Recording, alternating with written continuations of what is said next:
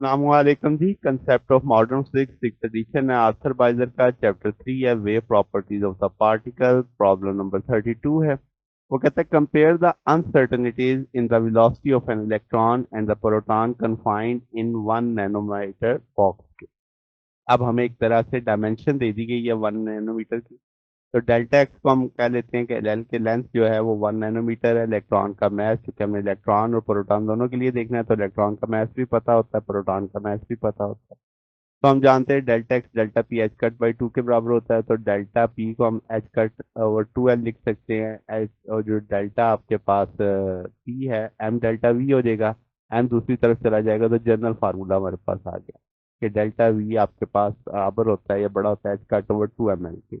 अब इलेक्ट्रॉन के लिए केस लगाएंगे तो मैथ ऑफ इलेक्ट्रॉन आ जाएगा। एच कट की वैल्यू भी पता है, 2 एम एल, सारी वैल्यूज लगाएंगे। 5.79 10 की पावर 4 मीटर पर सेकेंड की अनसर्टनिटी आएगी। प्रोटॉन का केस देखेंगे तो आपके पास एच का 2 एम पी आ जाएगा एल, और ये आपके पास आ जाएगा किसके बराबर जनाब। एच की वैल्यू वही है, सिर्फ मैथ का चेंज आएगा, तो 31.5 मीटर पर सेकेंड। तो एक बहुत बड़ा डिफरेंस है। इलेक्ट्रॉन की वेलोसिटी आप देखो, उसमें अनसर्टनिटी इंतहाई ज्यादा है।